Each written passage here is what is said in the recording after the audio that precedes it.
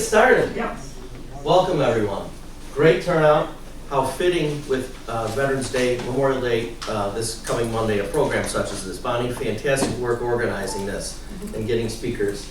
My name is Bill Swalwell. I'm serving as the Historical Society's president, and delighted to be here. Thank you all for coming out.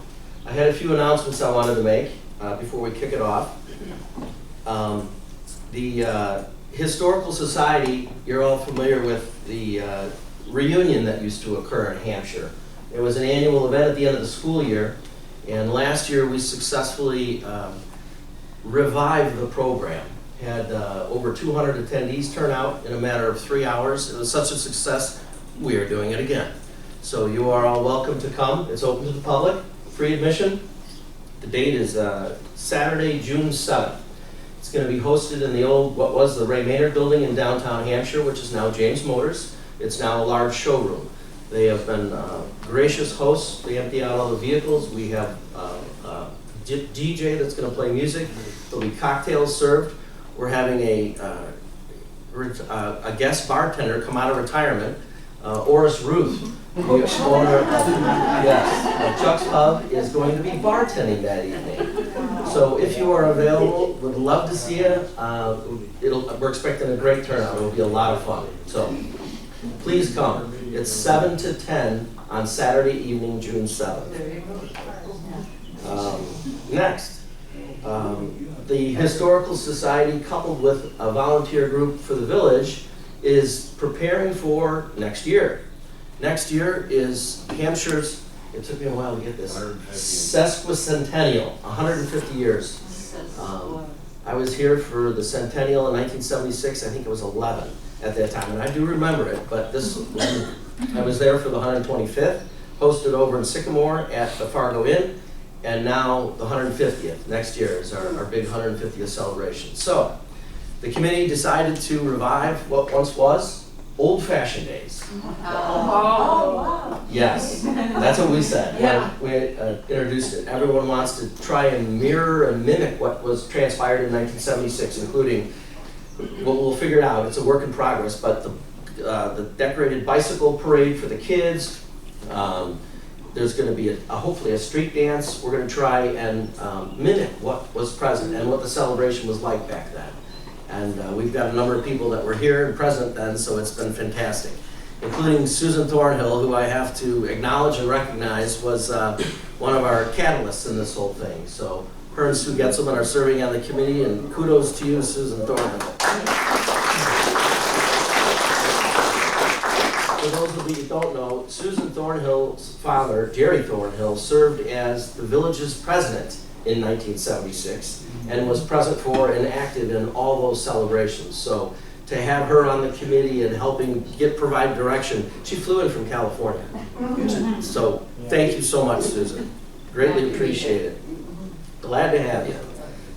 So along those lines, what we're trying to do so that we have an effective celebration next year is to locate and roust up as much items, decorations, photographs, anything from that era that you might have at home in your attic, Janie.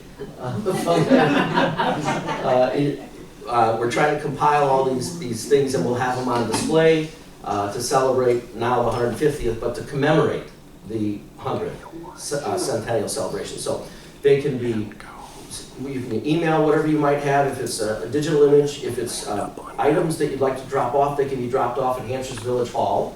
The village clerk now is Karen Stuhler, maiden name Shatters, also from Hampshire. She'll graciously take those items in. I'll let her know they're coming. So between now and then, if you can knock around in your attics over the winter and find what you can find, we would love to put those items on display and include them in our celebration.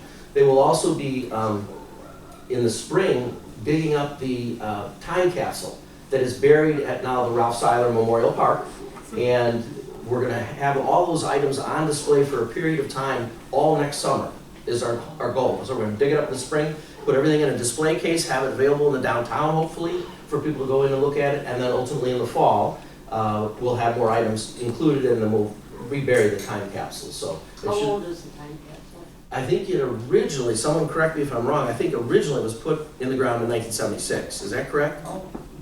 Okay. Yeah, so it's 50 years. 50 years. And they did dig it up in 125. Mhm. And it was interesting. There were some items that didn't survive and there were a lot that did. So we're hoping to do the same thing. So with that, anything you have related to 1976 and that era and photos of the downtown, anything from the village we're looking for. Lastly, thirdly, and finally, what we're here for, one of the things that we are here for is to honor our veterans. I wanted to mention that Dennis Sunderlage has, as an author, produced this book about his service and time in Vietnam. These are available for sale. They're $15. We have them up on the table. Just collar me before or after. And these are for sale. And eventually, when we edit and finalize this production tonight, this video, there will be excerpts from this book, including many of the images and imagery that Dennis captured while he was over there. So we'll have a fine finished product is what I'm getting at. So if you're interested in the reading, by all means, let me know and we'll get you a copy. Other than that, anybody think of, is that everything I needed to cover? Close enough? Okay. With that, I'd like to introduce our panel this evening. We have 3 speakers. First up will be Bonnie Engel, who will be seated here to my right. Who's in the middle? Duane? Duane Engel in the middle, and lastly, Les Petersen. So with that, if we'd like to give them a round of applause.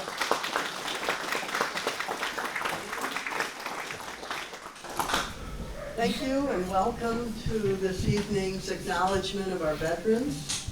Shall we begin with the Pledge of Allegiance? And Duane, if you would start the pledge. Pledge of allegiance To the flag of the United States of America and to the republic for which it stands, one nation, under God, indivisible, with liberty and justice for all. Will all veterans please remain standing and let the others thank you and salute you. Thank you for your service.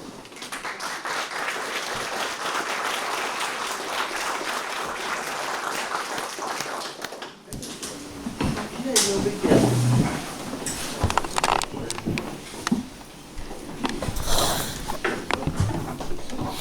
When I was young, not so long ago, I remember in high school, this older person, as Vietnam was ramping up, this older person said, you know, every generation has a war. And I didn't really quite get what that meant. Us baby boomers of the 50s and 60s and beyond, you know, life was really pretty good, pretty sweet in Hampshire. You know, there were issues in the politics and in Chicago, but for us in Hampshire and in the countryside, it was mostly about basketball, baseball, how the crops were doing, and the goodness of our neighbors, and life was pretty calm and very okay. Elvis and the Beatles were popular, and if you were into country music, it was Johnny Cash. But things changed. I got a writing from Jim Petersen, who talked about, reading from his account, what it was like in 61 and 62. My class was in 7th grade in the school year of 1961 and 62. Like so many who preceded us at Hampshire, we had Evelyn Baker, Miss Baker, as our 7th grade teacher. John F. Kennedy would have been the president at the time. He grappled mightily with how to proceed with the commitment in Vietnam. One day, and I cannot explain the circumstances, there was news that somehow got passed to the classroom in the midst of other normal proceedings. The news was an interruption, as I remember. The news was that a small band of U.S. advisors had been ambushed and killed. This happened in the Mekong Delta, and I believe it was at the hands of what they called the Viet Cong. I believe the advisors were a Green Beret unit before any official involvement in Vietnam was known to the public. This was new. I remember Miss Baker was shaken by this. She dropped whatever else she was teaching us at the time and became fixated on looking into this developing situation. She went through all those roll-down maps that we used to have by the blackboard, and she selected the map of Asia. She flipped the rest of the maps over and pulled down Asia. As I remember, there was some confusion because I believe the map showed the place that she was looking for was called Indochina. But we were looking for Vietnam. My recollection was that Miss Baker was looking this up as much for her own clarification as to teach us something of this geography. As she found the place on the map, she turned to us, her class. Her expression and the intensity of the look on her face was chilling to me. Her face and her eyes said, "I have been here before, and this is not good, and this doesn't end well." It told me that she had seen boys called off to war before. She had been through this, and she was seeing it again, and it spelled trouble.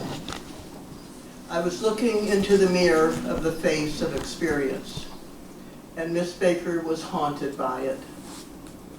It was as if she wanted to pass on some knowledge to us, but she didn't know what or how. I will always remember the experience. At the time, we were 12 or 13 years old. 8 years later, I went to Vietnam. I spent 14 months in Vietnam in service, not combat. In July of 1969, he went off to a train from St. Charles to Chicago, along with 3 other whippers, John Everly, Dennis Sunderlage, and Louis Milkey. Yeah. We were inducted and sent to Fort Polk, Louisiana for basic training. As I remember, I was the one of the 4 of us who was chosen to go to training to become infantry. Dennis Sunderlage ended up going to Vietnam and was in the front line of action as a sniper, and he has written this book about it. John Everly, as I remember, went to Thailand and was in logistics. John ended up very close to Vietnam and did some operations in Laos, which was under the cover. Louis Milkey served as a cook, something he learned well at McNamara's village. That's by Jim Petersen. So tonight, our Hampshire veterans remember the war in our hometown during the Vietnam era. In addition, I'd like to read some excerpts from the book by Dennis Sunderlage. He's given permission for this and for the images that we'll be using in the videotape. Dennis was drafted July 30th, 1969. He said in the month of July, 29,000 men were drafted into the war. I can recall, and the other thing was they had to register at the funeral home here in Hampshire. I can recall once a year, I mean there were criteria for the draft, but once a year there was like this big round net ball that was kind of like the lottery ball. Do you recall that? No, I missed the lottery. They took me way ahead of it. Okay. Well, in this big round ball, it was like a gambling ball, you know, where the lottery, where they pull the balls out with the numbers. So in that ball were 365 ping pong balls, each for the day of the year, January 1st, January 2nd, you know, all the way through the end of the year. And the ball was rolled and a little ball came out, and if it said April 2nd, all the men born on April 2nd were first in line. And then the next ball rolls out and it's March 25th. All the men born on March 25th were next in line for the draft that would be drafted. And so by the end, and so I wasn't. it wasn't me, but the young men sitting there, you're looking at your life going round and round in this lottery cage. When is my birth date going to roll out? What order will the draft come to me? Usually the first third were for sure going to Vietnam. The middle third were maybe. And the last third would not be drafted likely in the coming year. But then they did it again a year later. And those in the middle third, you know, when you interviewed for a job, obviously the employer says, what's your draft status? And we're not anxious to hire you if you were in that middle third, certainly not in the first third.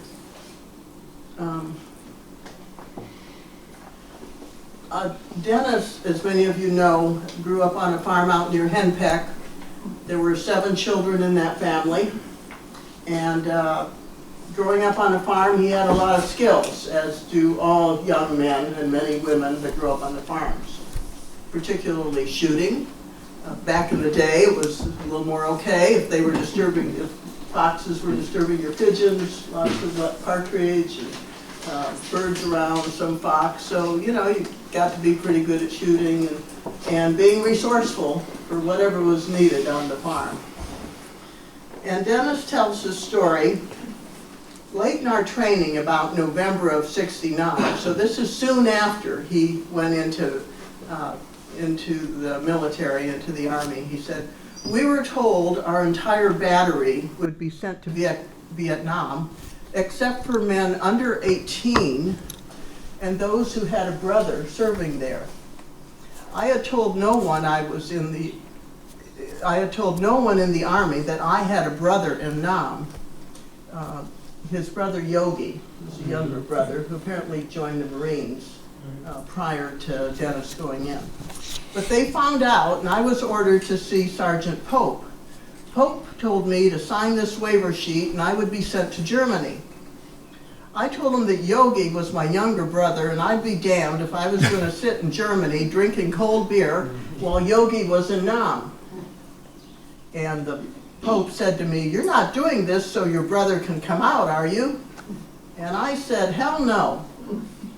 I want to do my part before Yogi cleans that whole mess up. The officer shook his head and said, you must be either crazy or a farmer. Try both, I answered. The officer laughed and said, this is refreshing. All day I've had men in here crying to go to Germany because they had a brother in Nam. Then you come along and demand to go to Nam. He tore up the waiver paper and said, okay, we'll ship you out for Nam with the rest of your outfit. And then he smiled and he said, don't worry, son. With your attitude, you will make it through Nam just fine. Much relieved, I was thinking that at least one day in my life, I acted like a man. And there would be others. His brother Yogi drove tanks in the Marines. One other piece, if I may share, it's not in this passage, but he talked about how one day he got a bunch of cookies from the home ec class of Hampshire High. All the girls were baking cookies for all the young men that were in service. Dennis also wrote, getting mail helped keep your mind straight. Getting mail from home meant a lot. Pastor Rozak, and he was pastor, I believe, of the Lutheran Church on 47 and Plank Road. I got that right? Pastor Rozak mailed me the weekly church bulletin, and I looked forward to it. It let me know what was going on back in St. Peter's and reminded me who was watching over me. At first, some of the guys laughed at this, but the news letters kept coming, and I kept reading them. Gradually, they began to respect this pastor who kept in touch with me. Also, his friend and drinking buddy, Randy Stojan, would regularly send him letters and pieces of a jigsaw puzzle. So It's a very fine read. If I read it in one afternoon. yes, it's a fast read. I couldn't put it down. It's very Couldn't put good. it down. So next we have Duane Engel, and yes, he's a cousin. And he talks more than me. I don't talk at all. This is the first time ever. They can vouch for that right there, these classmates of mine. So you got that mic, Yeah. and pass this one to you, All right. and welcome. All right, well, yeah, welcome, everybody. And I was going to introduce myself, but I guess I don't have to. What I'd like to do is, most of my family is over here. I'd like to introduce them if they would raise their hand when I call their name out. There's my wonderful wife of 56 years. Raise your hand. My grandson Ryan, which is my daughter's oldest son, and that's Shelley. My son Donovan is back there. I'm gonna go jump to my sister here. This is Antoinette. We call her Tony or Queenie. One of the two. And her eldest son, Travis. And there's another grandson back there of my daughter's. That's Chase. And the other twin grandson, believe it or not, is Brady. So I guess Nice to meet you. that's all of them back there. Alrighty, so my parents were Harlan and Bertha Herman, which was Frank and Sally Herman's, one of their children, where they had 13 kids, I think, something like that. I had a brother, Marvin, who served in the Army. He was in Korea peacetime. My sister, Patricia, was in the Air Force peacetime. And my little sister, Tony, her husband was in the military. Her last name is Chapman. He was in the Army in Germany, and he was in demolition. And he was one of the dudes that was going to blow up the wall, and nobody knew about that. That was top secret, and it's no longer top secret. So all of us kids, there was 4 of us, attended St. Charles Romeo School and Church, and Hampshire High School. So we all grew up in this town. My dad was the owner of Engel Electric. He started that business the year I was born in 1947. And I worked with him in my high school years and after graduation until I got drafted in the Army. When I was 18 years old, I registered for the draft, and at that time I wanted my name moved up in the draft so I would get drafted sooner than later. I knew I was going to get drafted. I wasn't going to school. I was a dummy. There was no college for me, so I knew I was going to school or in the Army, or military of some sort. So I had my name moved up to speed things up. So when I was 19 in December of I got when I was 19, I got drafted like 90 days after my 19th birthday. I was in the Army that quick. So, and I had about 10 weeks of basic training at Fort Knox, Kentucky, and 9 weeks of advanced infantry training at Fort Polk, Louisiana. And after a 2-week leave, on August 5th, 1967, I was on my way to Vietnam. That's my whole training was Vietnam. That was it. Out of our whole company in Fort Polk, Louisiana, I think there was 2 guys that went to Germany. Everybody else went to Vietnam. So we were the lucky ones. I really didn't know much about Vietnam, only what I saw on the news, and we'll bring up teachers again. I had a wise history teacher, Bill Schmidt, and he said one day in history class, and I'll always remember this was in 1965, he said right there in class, he said, some of you boys are going to end up in that war. And some of you boys are going to die in that war. And some did. And locally, Bob Payne, William Christensen, Kenny Sicer, and Warren Schneider. And I was just lucky. I was bulletproof. I served with the 1st Air Cav, Air Mobile, 5th Battalion, 7th Cav. I was an infantry mortar man. We were in a lot of major battles. I was at Quezon, Ashaw Valley, which nobody probably ever heard of, and Way. My parents called it Hugh. And so they never knew I was in Way, because Way would have been W-A-Y and Hugh is H-U-E. So they had no idea where I was at. So, and I was there during the 1968 Tet Offensive. We did a lot of helicopter assaults. I made 151 combat air assaults, but who's counting? You know, that's it. I did receive an Air Medal, a Bronze Star with a V attachment, and a Combat Infantry badge. And in 1968, I was on my way back home for 30 days, and I spent the last 6 months in the Army training troops for Vietnam at Fort Sill, Oklahoma. At the time I was in, if you wanted to extend your time in Vietnam for 30 days, you would have had less than 6 months left in the Army, and they would send you home by ship, and then they would discharge you when you got home. There's no way I'm staying for an extra 30 days to get out 6 months early. So I stayed the extra time after I got back in the States. And I didn't care for the Army that much, so it didn't matter what rank you were. You just, Army was not some place to be. I just didn't like it.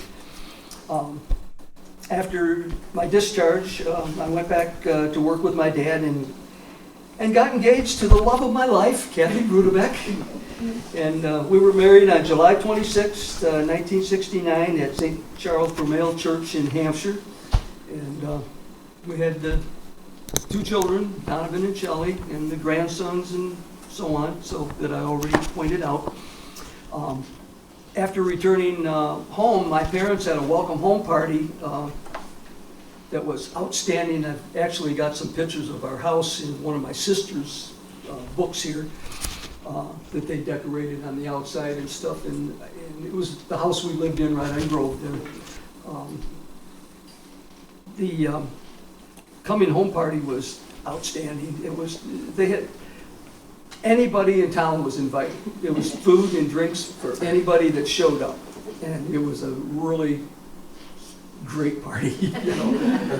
I can't tell you who was there, but there was a lot of people there, and there was people in and out, so it was a nice party. And then we had another one at my sister's house that lived in Wisconsin. That was just family. And that was also a very fun party too. So, Vietnam was not popular with a lot of people, but Hampshire folks were pretty much all okay. Especially Mac. I think his name was Don, the owner of McNamara's Village Inn. Wasn't his first name Don? Yeah. And I can't remember his wife's name. Bernice. Bernice? Okay. When I was working for my dad, we went in, he took me into McNamara's. He usually stopped for a beer or two after work every night. And he took me into McNamara's after work one night, and I was only 20 years old. So he said to Mac, he says, would you give my son a beer? And Mac said, hell yes. And he told me, anytime I want to drink in his bar, come on in and your money's no good. And that was McNamara. The guy that hardly ever saw a smile on his face, but he had a little grin, something about him. But he was a great guy.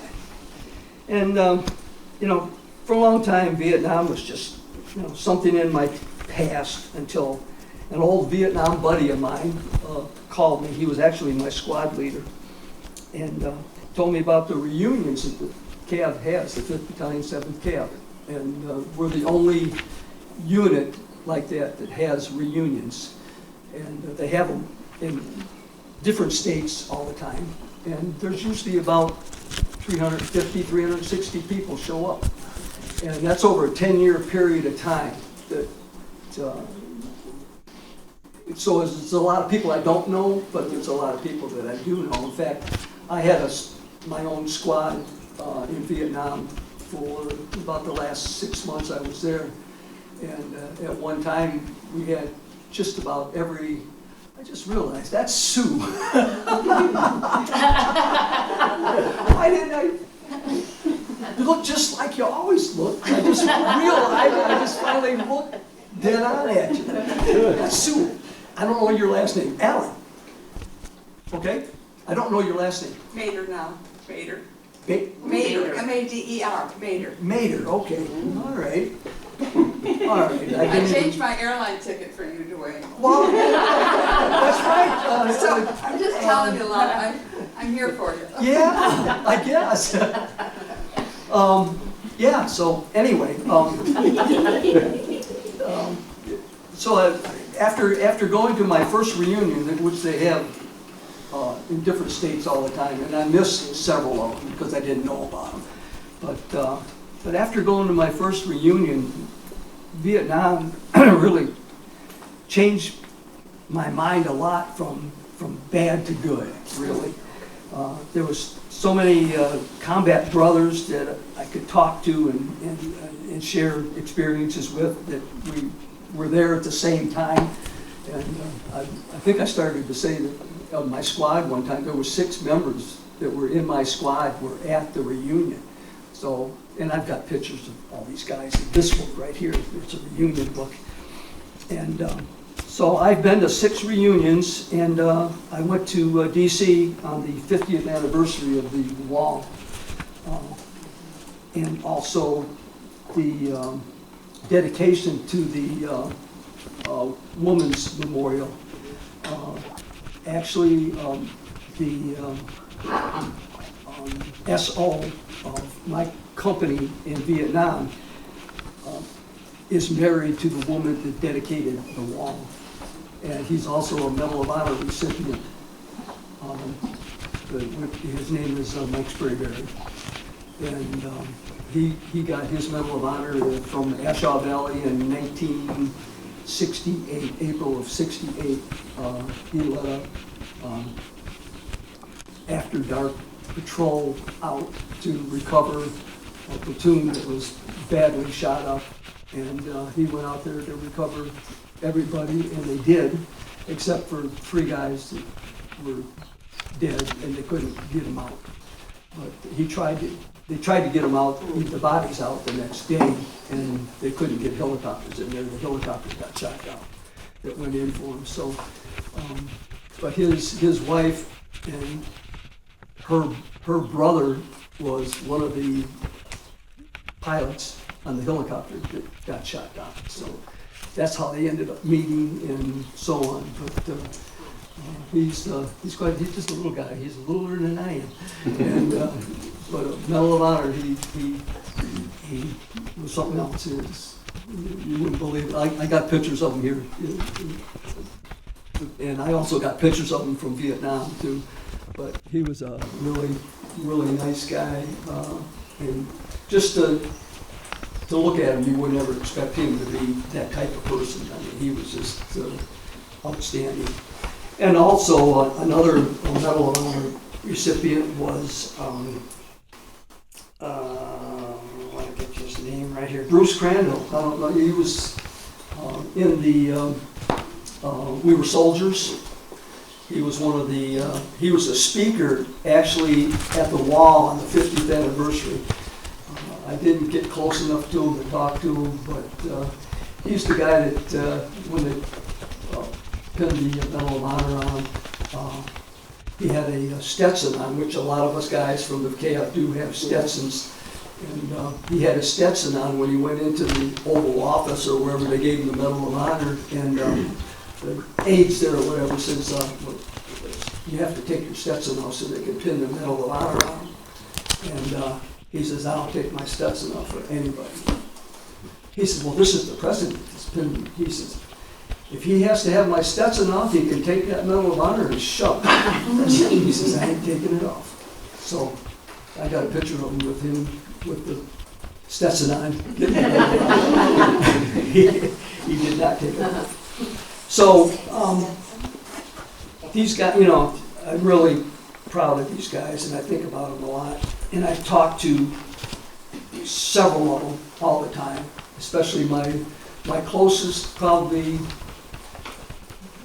I don't want to say best friend, but he probably is my best friend that came over there about 3 months after I did, and which would be John the Frog. John the Frog Frome. I'll tell you how he got his nickname. He didn't know that until the first reunion that I met him at. After about 50 years, I saw him at the first reunion, and I called him Frog, and he says, that name still sticks with me, that Frog. He says, I wish I knew who the hell gave me that nickname. And I said, it was me. And he goes, what?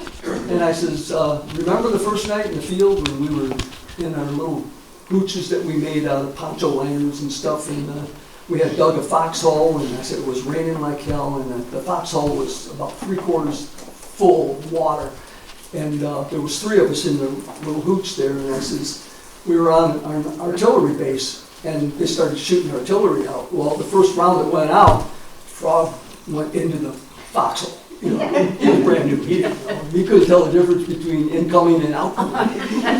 And I just laid in there. I didn't get out of the tent. I just said, leap, Froggy, leap. And it stuck.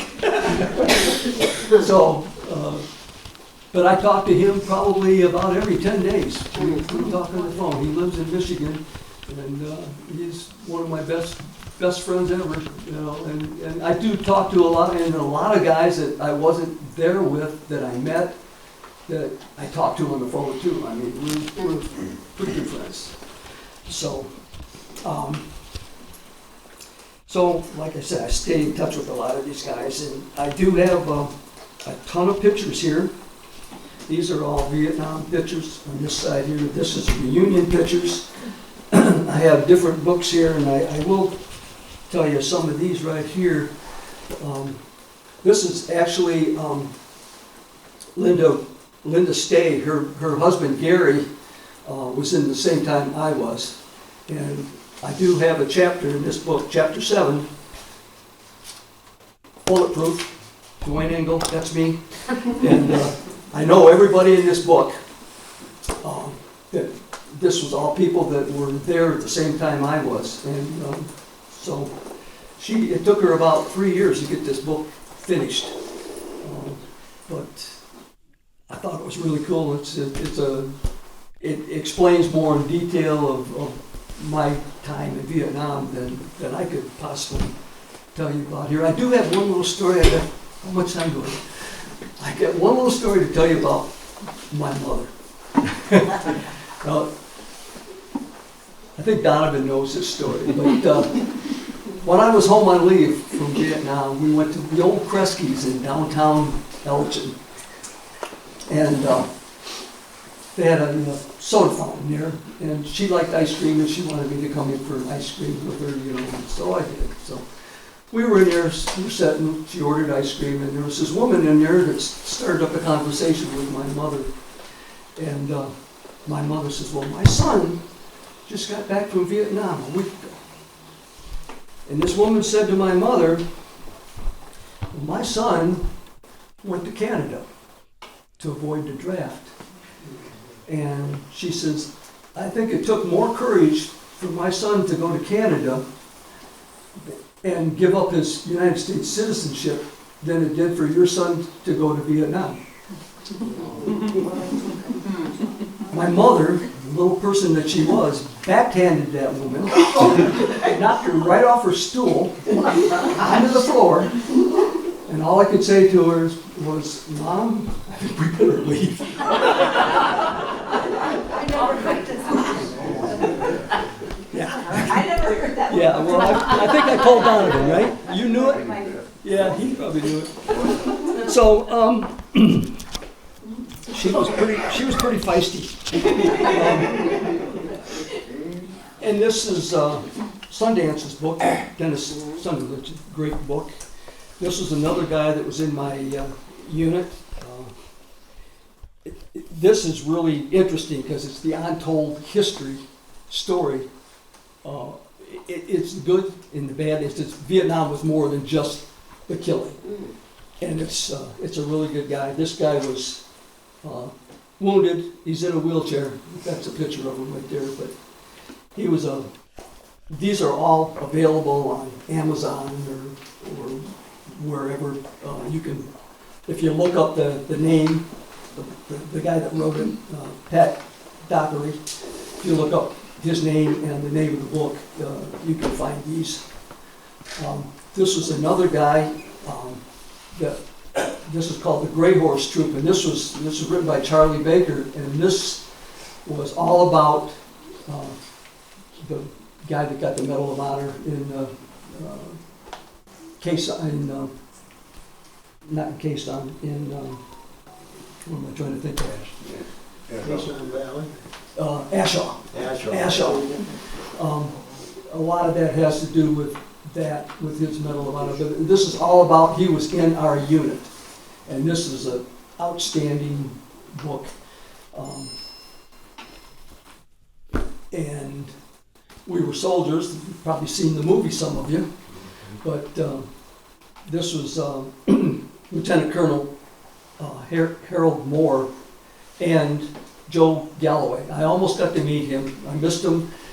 The first time we went to a reunion, he was at the reunion before that, and if I'd have known about it ahead of time, I'd have got to meet Joe Galloway. The combat photographer we had with us the whole time I was there was Norman Lloyd, and I've got a lot of tapes, because he actually had combat footage that he made into DVDs, and I've got probably 3 or 4 of those. And he had a lot of good stuff in that. In fact, he's got pictures of Ashaw Valley. And there was a picture that I had that had a tree that was blowing up, but it was this way and twisted this way, and he had exactly the same picture. He must have been standing behind me. And I'm going through this, and he changed all these pictures. He put them into a DVD. And so, but just to, I said, I got a picture of him in this book too. That's another thing. We look a lot alike. I had a mustache at the time that I first met him, and we both had the same stupid hats on, and both wore glasses, probably these type of glasses right here in the mustache and stuff. And I said to him, I says, "Is it just me, or do we look alike?" And his answer was, "Who's your mama?"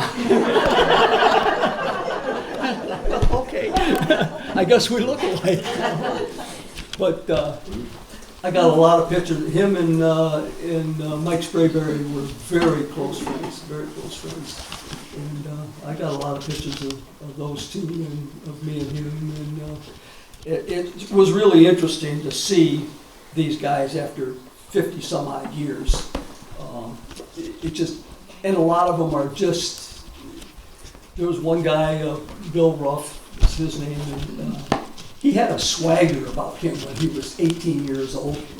And he came to a reunion. He only was at one. I only got to meet him one time, and I think it was about 50 years afterwards. And he walked into the room, and you could tell kind of it was him, but it wasn't positive. But when he started walking, he had that same swagger. And I said, "That's got to be Bill Ruff." You know? And another guy that I wish I could have met up with was our radio man. He was so calm and cool. He was from New York, and you see a lot of these movies on TV where they're on the radio and they're screaming and hollering, and you can't understand him and everything. And he was the guy on the radio that says, we're having a little trouble up here. We could use some artillery fire or some choppers or something. You need to help us out. And he was just as calm and cool. And he worked for Illinois Bell for 35 years. He became a telephone guy, and he still does. He don't answer his phone. When you call him, his recording is, "This is the phone that never rings. Call me back." That's his recording. And I talk to him every now and then, but he's a really good guy too. I'd like to meet up with him, but he won't come to a reunion. He couldn't stand to be around people. This many people, he couldn't take it. He can't.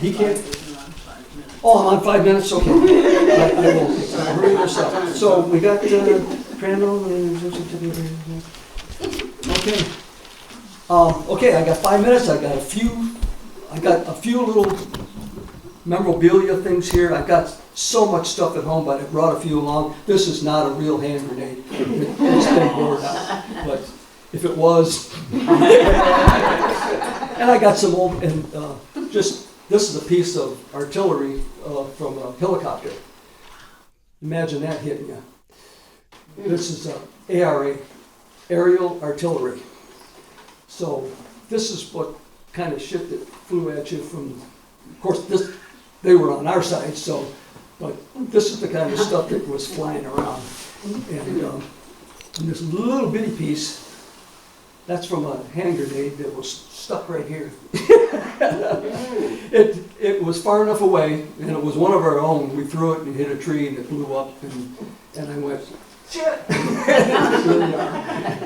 And I pulled it out with my finger and kept it, and it's in a little box here. So I just had a few facts about Vietnam here that I saw at the wall that healed when it was over on Randall Road here last year or the year before that. But these are just a few little things that we'll cut short here. There's only a few of them here. 8 women died in the Vietnam War. I assume they were all nurses, probably, because they were in the military, so I'm assuming they were nurses. But 8 women died. They're on the wall. There were 31 sets of parents that had 2 boys die in Vietnam. There was 39,996 men were 22 years or younger. There were 997 that died on their first day in Vietnam. There were 1,448 that died on their last day in Vietnam.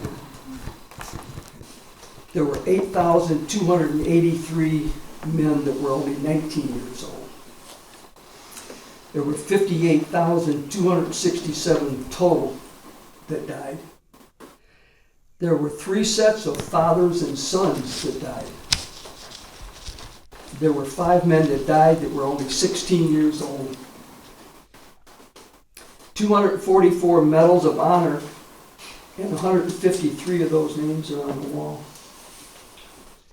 And the percentage of people that actually know someone that got the Medal of Honor, or know the name of somebody, or even met, it's about 1%, I think, of everybody in the United States that probably know about one, and I know 2. And there was one more that I can't think of his name that was in our unit, and he can't think of his name either. But we did meet him, but Bruce, like I said, Bruce Crandall I didn't get to meet, but Mike Spraber and I have talked on the phone quite a bit. We exchange Christmas cards every year. And he goes back to Vietnam about every couple of years, still looking for the 3 bodies that were not recovered. And I've sent him pictures of the area we were in, and it's helped him locate. He's got I don't know what you call it. He sees land and you can picture it 50 years before or 50 years after. He just got one of these minds that picks out stuff, and the pictures I sent him there was different things that he could pick out, different mountain ranges and stuff, and he pinpointed to where that helicopter went down. And they found parts of the helicopter, but they've never been able to find the body. And he just went back in April or May of this year again. He said it's his goal in life to find those 3 people. And he keeps trying. And there were 12 men that died that were only 17 years old. And there were 33,103 men that died that were only 18 years old. So that's just some of the people on the wall. If you ever get a chance to go to see the wall, it's a good move. Duane, I have a question for you. Any questions? Can you share what you and I talked about at the diner? What did we Or talk was about? that kind of on the down low when you talked about your last ride? My what? Last ride? My last? Gonna be his last ride. Yeah, gonna be your last ride. Oh, my last ride. Which one of you? You tell the story. Well, you had me confused. Well, I didn't know if you wanted to share that, but I Oh thought yeah, it was well really that's awesome. part. That's in my list of things, and I think I just told Travis today. We went out for lunch there, and I picked the funeral home in Huntley for my funeral to be at, and we have a headstone out at the Hampshire Cemetery. Hampshire, what is that? Hampshire Center? Yeah, Hampshire Township. What is that? Hampshire Center. Hampshire Center, okay. But anyway, we've got picked that cemetery and that funeral home because a helicopter can land at both places. And I'm going to, after visitation or whatnot, I'm going to be flown from Huntley to Hampshire by helicopter because they can land in the parking lot there. I haven't arranged this yet, but my son's going to be arranging this. He already knows where to locate, if we can't get a military helicopter, he knows where to locate private choppers that will take you there. So that's On that note, Duane. that's my final thing.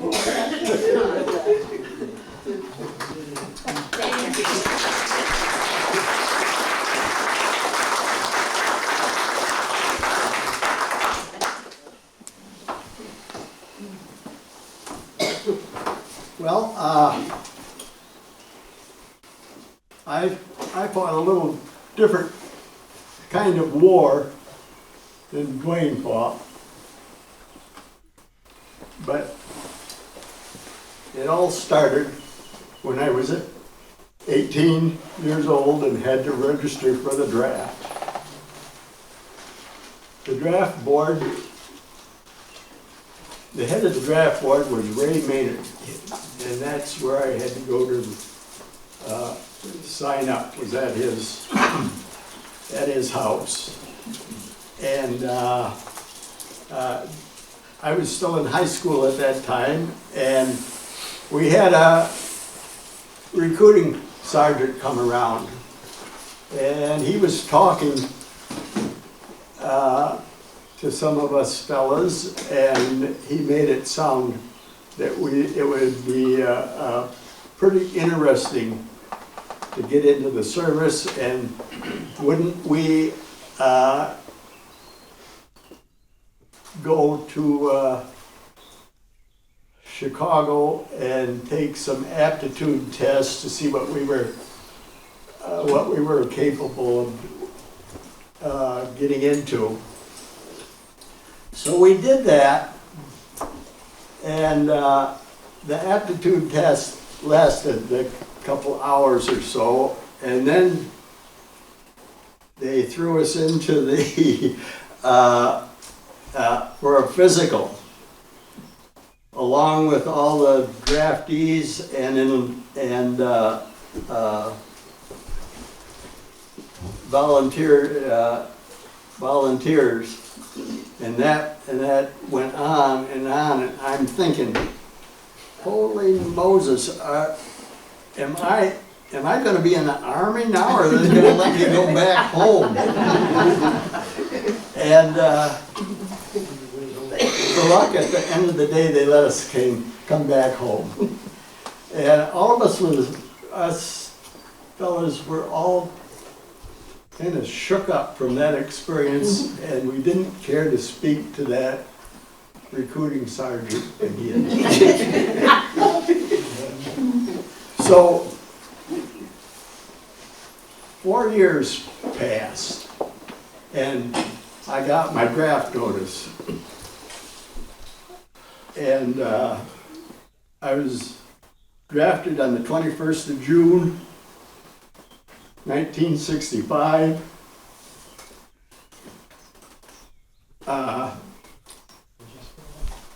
And I knew I was going to go to basic training then, and I had a brand new watch that I'd won in a contest.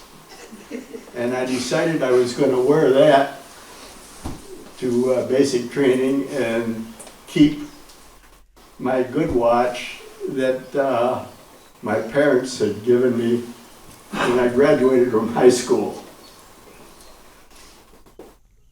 So they sent us to Fort Knox. And while I was at Fort Knox for basic,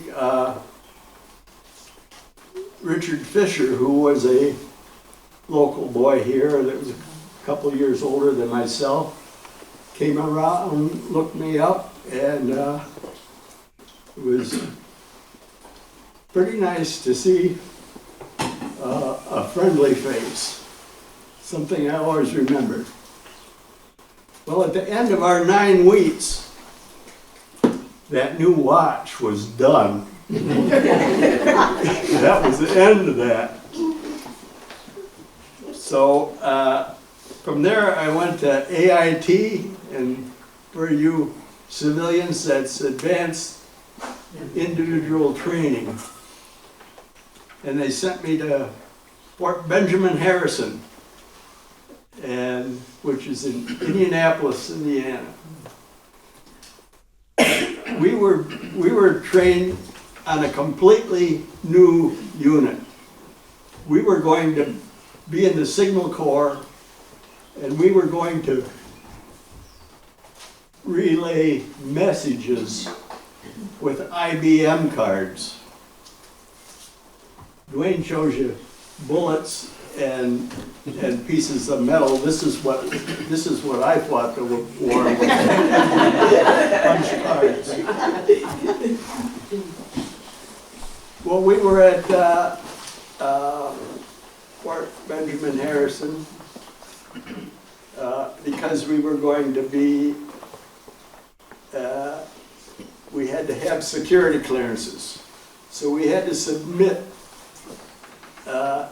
names from our hometown that could vouch for us as upstanding citizens. I don't remember all the names that I sent, but one of them that I do remember that sticks out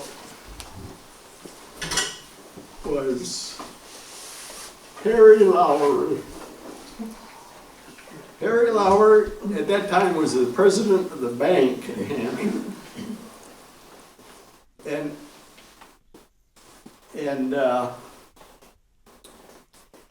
And so I got my security clearance. I had a top secret security clearance. So after that, they sent us to Oakland Army Terminal. And we were there for several weeks at the end of 1965 and first part of 1966. And I always remember one night I climbed in to my bunk. I always had to take the upper one. I never got the lower one. But I climbed into my bunk, and there was a card game going on about $2 2 bunks over from me. And when I woke up the next morning, that card game was still going on. We went down to breakfast, and there were guys there from all kinds of different outfits. And I remember sitting across the table from a big barrel-chested guy who was an armored man, had an armored patch on his khakis. And we were talking about coffee, and he said, I like my coffee so when I put the spoon in it, the spoon stands up straight. Well, every GI had a can of Brasso to polish your brass. Okay, I know where this is going.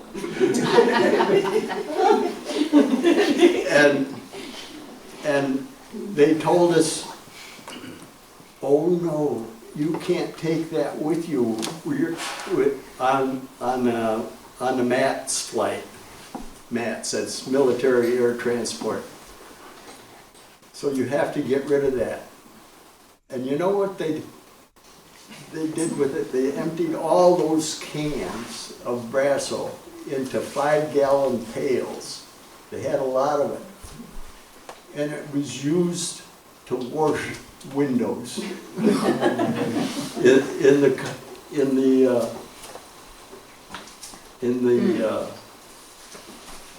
in the barracks. So, after several weeks, then we got a MATS flight that was Northwest Orient. And we left from Travis Air Force Base in California. The Northwest Orient flew a different route to go to the west. They flew what they called the Great Circle route. And so we flew north and we landed in Alaska at Elmendorf Air Force Base in Alaska. And then we refueled there and headed west. Our next stop was, it was at dark, it was still dark when we landed in Tokyo. They didn't let us off the plane there. And I suppose we had to be refueled. And when we took off from Tokyo,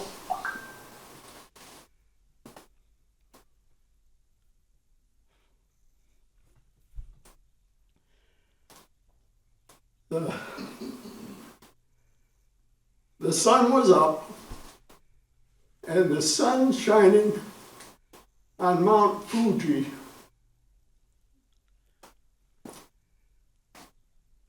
Well, it was the most beautiful sight I've ever seen. It was humbling to see that. We flew on to Clark Air Force Base and landed in the Philippines. I went into Clark, the enlisted man's bar there, and had a can of beer at Clark Air Force Base. You know, Clark no longer exists because about 30 years ago, when Mount Pinatubo erupted, it covered Clark with about 3 feet of volcanic dust. That was the end of that.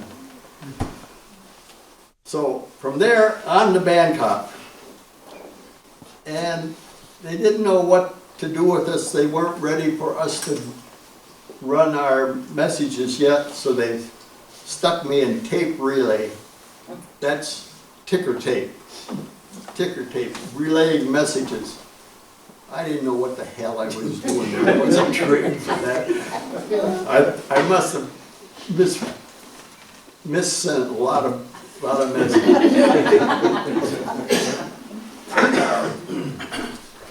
But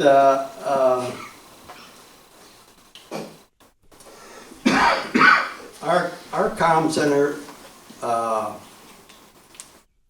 was there to relay messages from 4 Air Force bases that our country had in Thailand. They were Karat, Udorn, Yuban, and Don Mom. And us with our cards could transfer messages,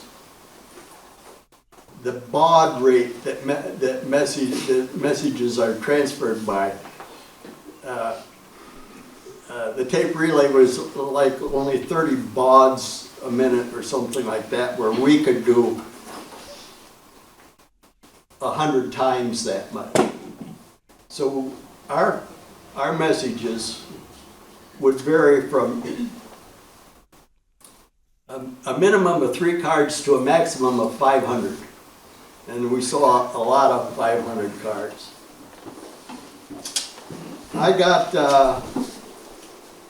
I was there long enough doing shift work that if I did a midnight shift, I'd step outside while it was still dark, because the sun rose so differently in that part of the world. It could be dark, completely dark as the bottom of a coal mine. And in the course of a couple minutes, it would be it would start to get light, and then almost immediately after that, you had bright sunlight. And whenever I think about that, I think of a stanza to a song that I have heard. It goes like this. On the road to Mandalay, where the flying fishes play, where the sun comes up like thunder from China across the bay. That's the way the sun came up back there.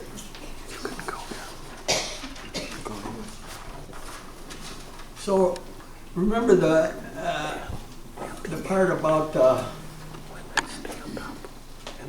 the watch that my new watch that only lasted 9 weeks. So when I went to Thailand, I took my good watch that my folks had given me.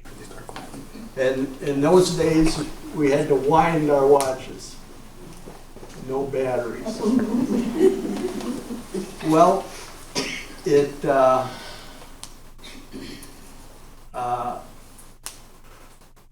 when I wound my watch, the morning that we were going to leave Thailand, it was an omen.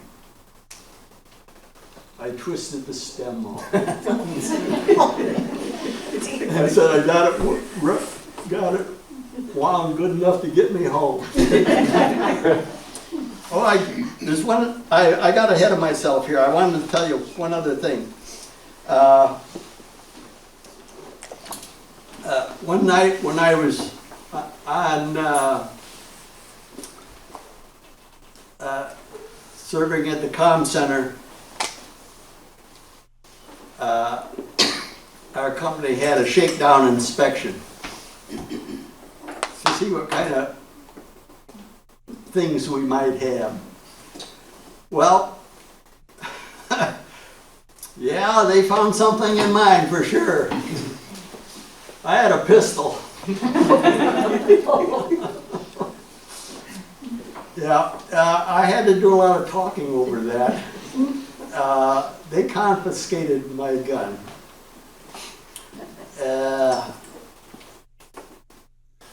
And our company only had one pistol in our company. Yeah, one pistol. Your turn. And my penance was that I had to come weekly to clean that, field strip that pistol and clean it. And I swear that was the cleanest pistol in the US. And the only other pistol I saw was the night the day I had to be the CQ runner for our company. It happened to be the night before payday. And back in those days, I don't know how it is now, but back in those days, we were always paid with cash. And so they gave me in a top drawer of the file cabinet, they said there's $85,000 in there, and they give me a Smith & Wesson .38 revolver in case I had any problem. But I didn't have any problem, so I was glad for that.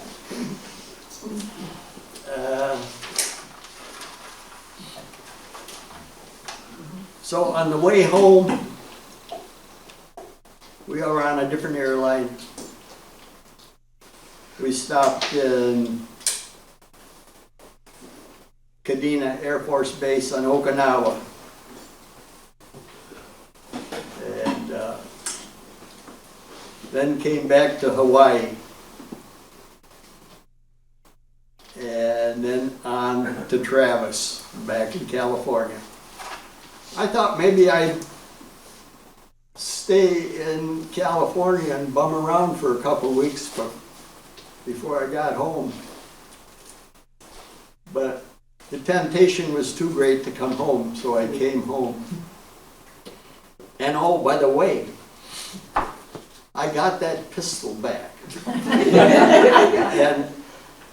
And when we were boarding the flight at Don Mueang to fly back, the Air Force guys are out there, and they go through this litany of stuff that you can't take on the airplane. And one of them was a gun.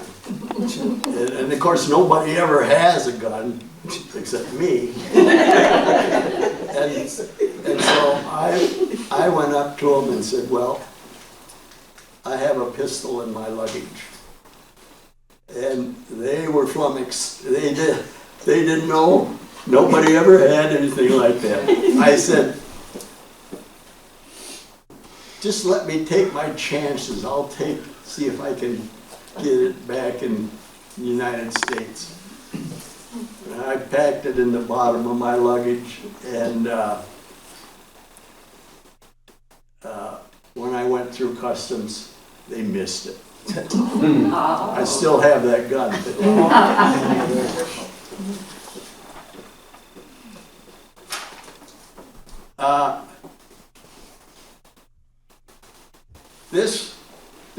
This was my patch, my shoulder patch, but we couldn't wear them on our shoulder.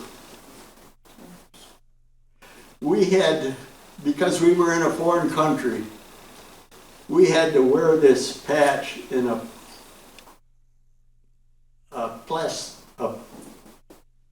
plastic holder put it on a button on our khakis. I don't know, that's just the way it was. Thank you, Les. If I could end, thank you, Les, very good story.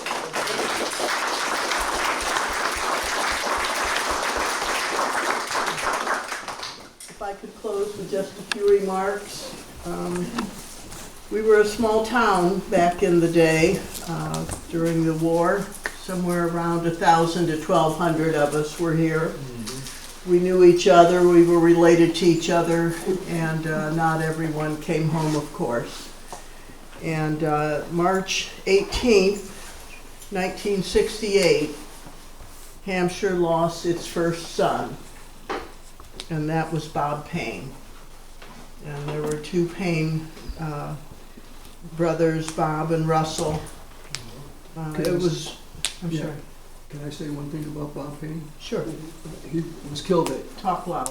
He was killed at Quezon, the Marine base that was surrounded for 14 months or whatever it was. I was on the hilltop across from Quezon when the artillery hit the bunker he was in, which collapsed, and that's what killed him. The structure did. I've actually got pictures here of the explosion that killed Bob Payne. Let me have Mike. So isn't that interesting that Duane saw the loss of Bob? You know, No, it's this one. they both. There's two of them. But I'd like to end on one note. You know, Dennis did talk about coming home. He came into O'Hare like 1 o'clock in the morning, and Yogi's car broke down going to get him, but he said eventually he got home after his dad had done the milking and was going about his day, and how much it meant to be home.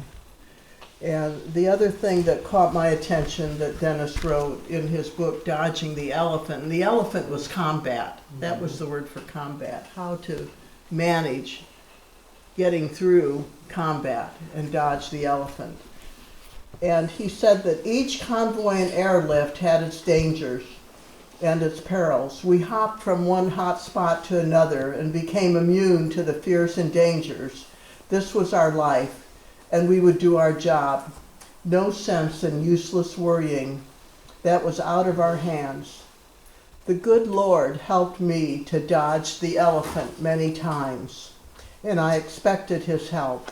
I certainly didn't take it for granted, and I was very grateful. And it happened so often, I lost track. Sometimes we didn't find out until later, sometimes years later, how close we had been to death and destruction. The Lord had covered us the whole time. A few years ago, someone said to me, "Surely the war must have shaken your faith." And I replied, "On the contrary, the war sharpened it." So God bless all you men who served and protected us, and those who still do. May we hold them in prayer.